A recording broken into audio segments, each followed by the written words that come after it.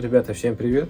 Новый год на носу, а наш УАЗ Патриот еще не подготовлен к зиме. Поэтому сегодня видос будет про это. Сегодня мы будем готовить наш УАЗ Патриот к нашей лютой зиме.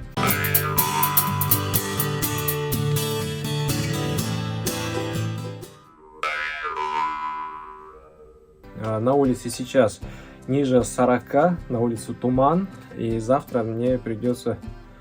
То есть завтра мне надо ехать на сотни километров в тайгу на охоту. Так что я сегодня должен все закончить.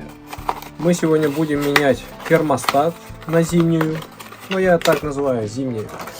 Термостат на 88 градусов. Сейчас у меня стоит нерабочий термостат от УАЗа, который не поднимает температуру больше 70. И в такой мороз такая температура не устраивает, потому что не хватает тепла, чтобы согреть хорошо салон. Также сегодня будем менять масло на двигателе. Я его с лета еще не менял. До этого у меня было залит обычный Лукойл, самый дешевый. И сегодня я решил залить в свой УАЗ вот такое масло. Масло Томс. Вот такое масло привозится впрямую из Японии. Японское масло. Официальный дилер, российский официальный дилер находится во Владивостоке и в город Якутск. В городе есть такой магазин, называется Top Oil, и он является официальным представителем Республики Саха-Якутия на производство фирмы Томс. А также с этого магазина Top Oil я прикупил трансмиссионку Катана. Мы будем тестить, мы зальем его на мосты и посмотрим, действительно ли масло хорошее для нашей зимы или нет. Томс наше масло будет марки 530, так как я хочу, чтобы зимой машина чувствовала себя хорошо, то есть двигатель можно было заводить на холодную и так далее. Также тоже проверим масло. Сейчас в магазинах можно найти очень много подделок. Я хочу вас предупредить, остерегайтесь подделок и покупайте в официальных магазинах. В магазине Top Oil только оригинальное масло. Поэтому я выбрал в этом году именно это масло, и будем мы ее использовать. Также в магазине можете найти другие масла другой фирмы. Магазин Top Oil является тоже официальным дилером всех марок, которые он продает. Поэтому я решил в этом году прикупиться именно там, и советую вам тоже сходить в этот магазин и прикупить себе хорошее оригинальное масло. Сегодня мы еще заменим патрубки на печку на силикон, потому что у меня стоит родные патрубки 2019 года, и в прошлом году одна труба у меня лопнула. Там приколхозено сейчас, и мы постараемся, если успеем, заменим. Термостат обязательно. Также я сегодня покажу. Также сегодня я буду клеить боковые стекла 5 пленкой. Лобовое стекло у меня уже наклеено. Так как времени не было, я на скорую руку уже прилепил двойное лобовое стекло старое с трещинами. Боковые стекла я весной снял 5 пленок. Вот сейчас будем заново клеить. Почему на боках 5 пленку мы клеим в Якутии? Потому что если сделать двойное стекло, она будет менее покрываться инеем и сама будет держаться без обдува. Поэтому мы постоянно клеим 5 пленки. Ну, 5 пленки пришли к нам где-то лет, не знаю, 5 плюс лет назад, может 10 лет, я не знаю, давно его клеим. И очень многие пишут в комментариях в теплых краях, ну не в теплых краях, в Сибири, например, в Дальнем Востоке, спрашивают, откуда можно приобрести вот такую 5 пленку. Ребята, я реально не знаю, где у вас можно найти вот такую 5 пленку, потому что у нас в Республике Саха-Якутия такую 5 пленку можно купить в любом магазине автозапчастей, потому что вещь популярная, все автомобилисты у нас клеют двойные стекла, и 5 пленки у нас, так сказать, в моде. Сейчас у нас самый сезон, поэтому в любом магазине у нас есть. У вас где продаются, я не могу сказать. Наверное, вы можете найти где-то, наверное, на садовых, для садоводов магазины, не знаю. Можно этой пленкой сделать теплички маленькие, не знаю. Ну, поищите, наверное, вы найдете. Вот это материал типа пластика, но он очень гибкий, легкий. Толщина бывает разная, можно, в принципе, клеить любую толщину. Начнем мы с слива охлаждающей жидкости. Я нашел вот такое решение. У нас сливной патрубок, то есть сливная трубка, располагается вот тут, снизу на радиаторе. Есть маленький болтик пластиковый, когда его откручиваешь, и вода льется в ту сторону. И бывает, когда вот не снимаешь нижнюю защиту, и вся жижа попадает в поддон, потом всякими многочисленными местами капает в пол. Поэтому я решил сделать вот так. Беру вот старый патрубок, у меня есть толстый от УАЗа. Беру и засовываю его вот тут между подкрылкой. Вот между подкрыльником я ее вот так засовываю, и этим концом он прямо смотрит на то отверстие.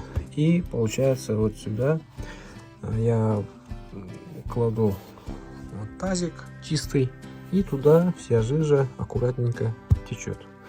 Ну, кто-то может поставил уже краник, у меня нету краника, поэтому я выхожу из ситуации вот таким способом. Вот смотрите, вот в таком положении мы будем держать вот эту трубочку. Для этого нам надо вот это открутить.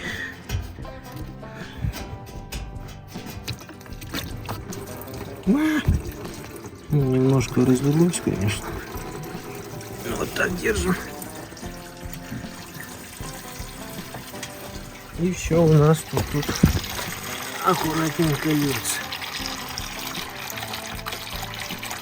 Жидкость у меня охлаждающая вот такая, Hitachi минус 50. В прошлом году мы тестили, морозили вот это, и она реально выдерживает минус 55. Поэтому я лью его. Вот мы открутили крышку термостата с патрубком, и тут всем известная есть проблема. Вот этот крайний болтик упирается в головку, когда в конце выводишь, и упирается в головку. Как я это излечил? Вот у нас 2 болта, и одну из них я укоротил на, не знаю сколько,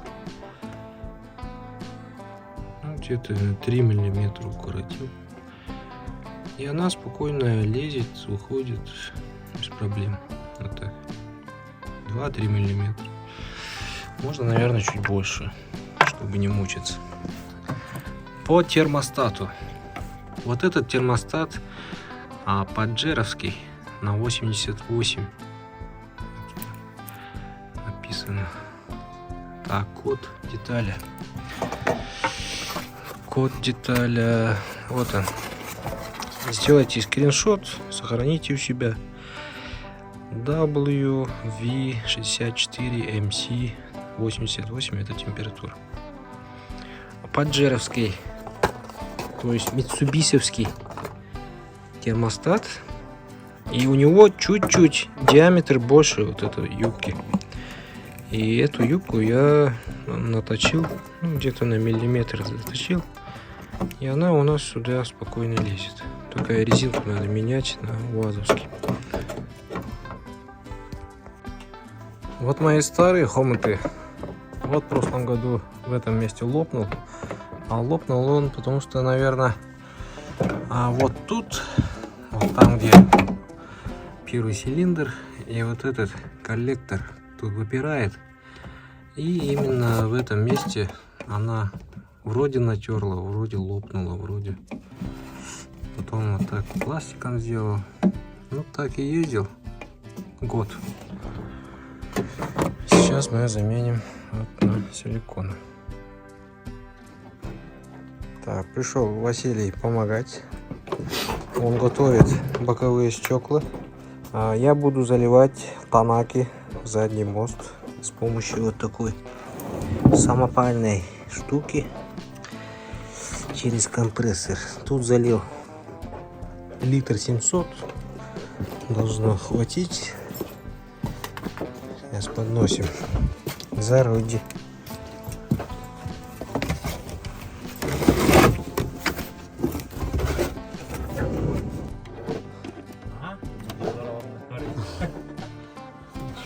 Так, включай.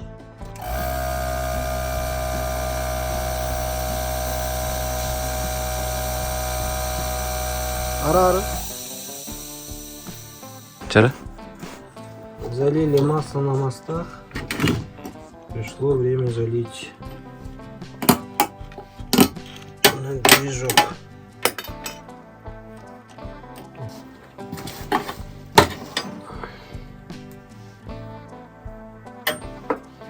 Вот такая пломба.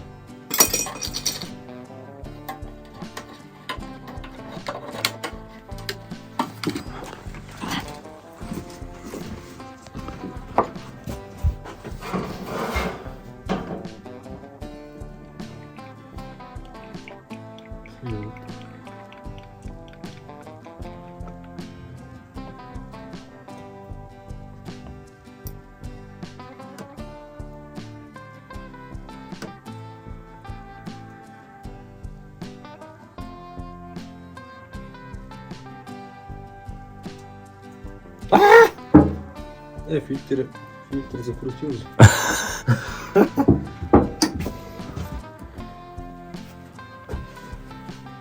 Все, теперь нам осталось заклеить окна. И машина готова.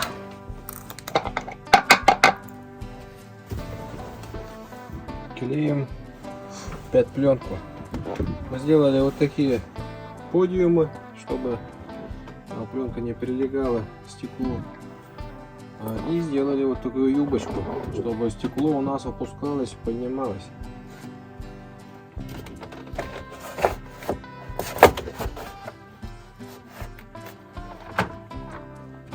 Примеряем.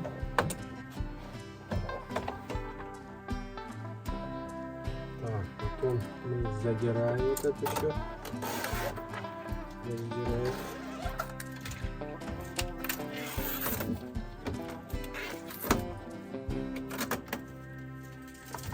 И потом снизу все заклеиваем.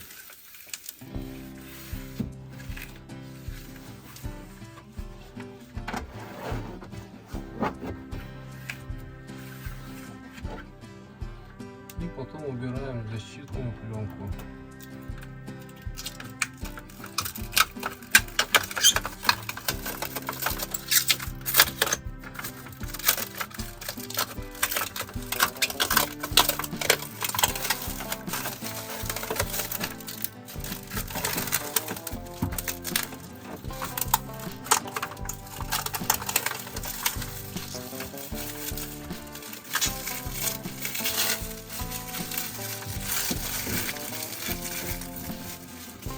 И теперь у нас это стекло будет опускаться и подниматься без проблем.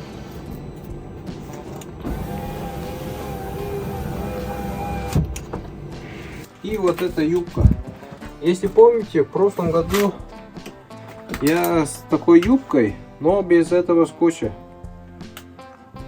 налепил. И сказал, что вот так пойдет. А оказалось, что она затягивалась немного снизу. Поэтому в этом году мы ее сделали полностью.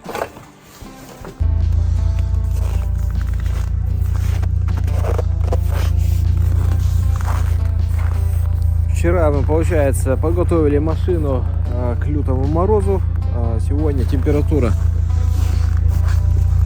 минус 45. И сегодня я съездил в тайгу на охоту, где-то 250 километров туда и обратно. И машина чувствует себя хорошо. Как видите, окна инеем не затянулись. Вот, есть немножко. Заднее стекло немного затянуло. И у меня температура двигателя вот ровно 88. А этот термостат держит очень хорошо. Вот лобовая у меня с косяком посередине затягивает из-за того, что я слишком близко друг к другу посадил. Но я это исправлю. Это небольшая проблема. Что касается мостов, я не почувствовал никакого сопротивления из-за холода. Когда долго стоишь в одном месте, потом трогаешься, обычно дает о себе знать, машина как-то тяжело начинает ехать. А в этот раз я ничего не почувствовал, так что это масло мне понравилось пока. Так что, ребята, берегите своего железного коня, заранее все утепляйте хорошо. И такие лютые морозы машина вас довезет от точки А до точки Б, не замерзая. Всем спасибо, всем пока.